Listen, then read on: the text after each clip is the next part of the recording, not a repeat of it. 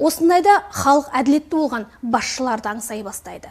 Қолымен ары тазалар дүние жимайды, бірақ олар өлсе де халық жылдап оларды өлді деуге қимайды. Міне, сондай азаматтың бірі Еркін Әуелбеков болатын.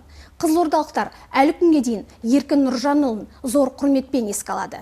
Алдағы аптада Әуелбековтың туған күні. Көзі тірі болғанда 90 жасқа толар еді. Еркін Әуелбеков деген есімді атасаңыз, оның көзін көргендер дереу әділ, тәртіпті талап ететін, білікті басшы еді деген естеліктерін тере жөнеледі. Біреудің бір сабақ жібін алмай-ақ атырапқа абыройлы етене елге беделді болды. Ол кісі туралы аңызға бергісіз әңгімелер бар. Қызылорда мұнайының қазығын қағып, Жезқазғанның қара алтынды жерлерін ұзақ мерзімге жалға алып беріп, Арал мен Байқоңырдың қасіретін нақты дерекпен жіпке тізіп, жоғарыдағылардың көзін шұқып тұрып, облысқа тиесілі жеңілдіктерді әперген, шектен шыққандарды тәубесіне түсірген осы Әуелбеков болады. Өз басым ол кісінің басшы болған кезінде мектеп оқитынмын. Артта қалған біздің аймақ Әуелбековтың арқасында аяққа тұрды.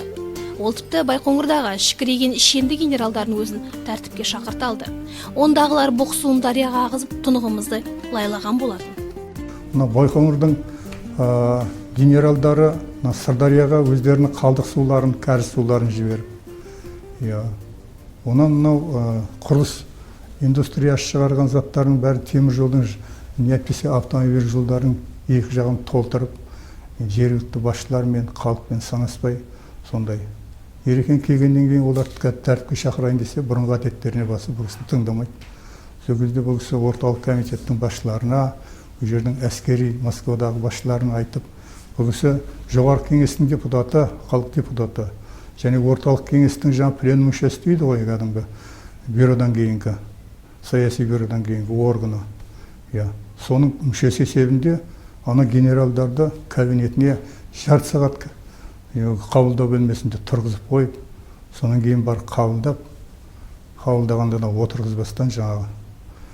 Бұдан бұлай бұндай істейтін болсаңдар, басқа да шара көрілетінін ескерткен. Кейін мінсе, мына екінші космонавтымыз Герман Титов, сол кезде мына ғарыш саласын басқаратын басшылық, соны шақырып, обкомның бюросында бұлардың өздерінің тиісті партиялық бағасын берген жаңағыларға. Сөйтіп орнына қойған. Сонда ол жаңа генералдардың айтатын дейді, Әуелбеков дегендеріңіз қазақ емес шығар. Осыған дейін қанша қазақтармен істедік, бізбенен тату-тәтті жұмыс жасайтын еді. Бізді аяғымыздан тік тұрғызды ғой деп айтады дейді. Кезінде тіпті ол кісіге қастандық жасалғанын да біреу білсе, бүгінде біреу білмес. Аққа құдай жақ демекші, елдің тілеуімен азамат аман қалды. Еркін аға туралы еркін көсіліп, оның қасиеттерін көп айтуға болады. Нағыз бой түзейтін азамат еді. Айтпақшы, ол ел басқарған тұста облыста Еркін атты ұлдар көбейді. Халқы жүрегіне жақын азаматтың есімімен жүздеген перзентін атады. Орыс тілді аймақта туып өскен азамат сыр жеріне келіп рухани кемелденді. Оны қызмет ауыстыра шағында өзі де ашыла айтқан екен. Бейнеқордағы материалды сөйлетсек. Біз Мәскеуге шығарып салар сапарында азғантай обкомның бюро мүшелері бірігіп шай ішіп, пікір айтқанда, мен сыр бойына келгенім ешқандай ренжімеймін, қуанамын. Себебі мен қазақтың қаймағы бұзылмаған елге келдім. Қазақтың салт дәстүрін үйрендім. Экологиялық ауыр жағдайға қарамай отырып, адал, еңбекшіл халықты көрдім.